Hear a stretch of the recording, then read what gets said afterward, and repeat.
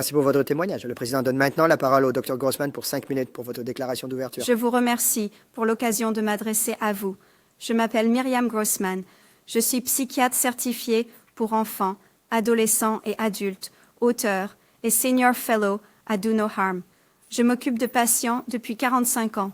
Je vais utiliser mon temps pour répondre au Dr McNamara. D'abord, je suis frappée par son utilisation de l'expression « sexe assigné à la naissance ». Le sexe n'est pas assigné à la naissance. Le sexe est déterminé à la conception et reconnu à la naissance, voire plus tôt. Dr McNamara affirme que ses opinions sont fondées sur la science, mais prétendre que le sexe est assigné à la naissance n'a aucun fondement scientifique. Ce langage induit en erreur les gens, surtout les enfants, en leur faisant croire que masculin et féminin sont des désignations arbitraires et peuvent changer. Ce n'est tout simplement pas vrai. Dr McNamara affirme que les interventions sociales et médicales sont le seul traitement fondé sur des preuves et que les preuves scientifiques montrent qu'elles sauvent des vies. Sans cela, nous avertit-elle, les enfants se suicideront. Eh bien, un nombre croissant de pays ont effectivement interdit les soins auxquels elle fait référence. Et Dieu merci, il n'y a pas eu de vague de suicides ou d'autres problèmes de santé mentale. Catastrophe. Il y a 3 ans, la Finlande a imposé des limitations strictes sur les interventions médicales pour les mineurs. La Suède a fait de même après qu'une fille de 14 ans a été trouvée avec de l'ostéoporose et des fractures de la colonne vertébrale dus au bloqueur de puberté. Une enquête a conclu, je cite, « Les risques de l'antipuberté, et le traitement hormonal pour les moins de 18 ans l'emportent actuellement sur les possibles. » Bien fait. Le Royaume-Uni a mené un examen et a qualifié les preuves de très faibles. Ils ont également imposé des restrictions sévères sur les soins que le Dr McNamara qualifie de vitaux. La Norvège a également analysé les données et a apporté des changements similaires dans sa politique.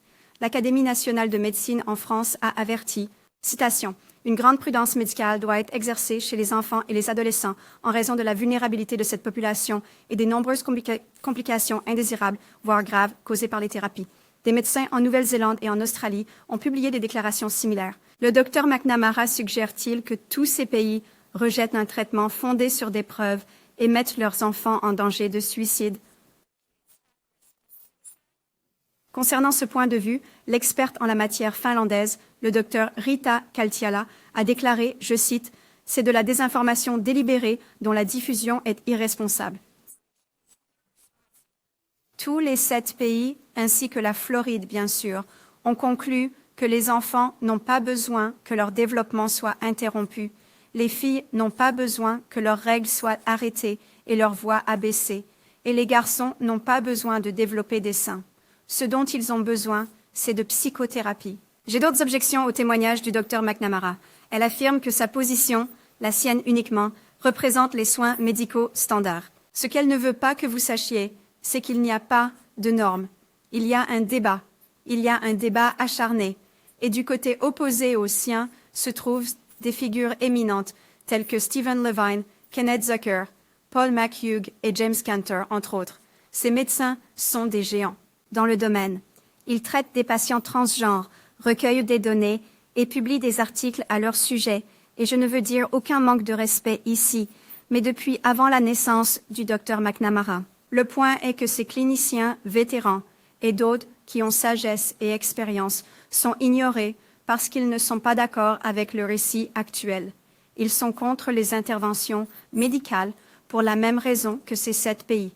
Il n'y a pas de preuves de bénéfices à long terme, mais il y a des preuves de préjudice. Je terminerai en citant Jamie Reed, le courageux lanceur d'alerte du Children's Gender Clinic à St. Louis.